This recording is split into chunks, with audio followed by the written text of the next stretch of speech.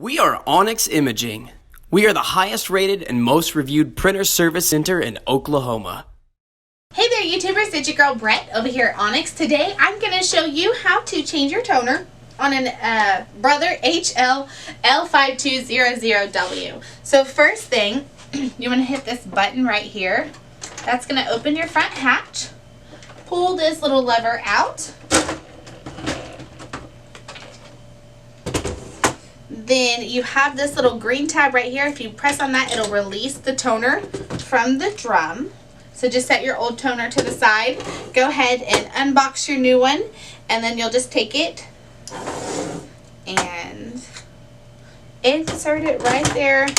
Once you hear it click, then you know it's in there all together. Once you hear it click in the printer, you know it's in there the right way. Shut your front hatch, then you should be good to go. This printer does take a TN850. If you guys are in need of any supplies or quotes, give your girl Brett a call and have a great day.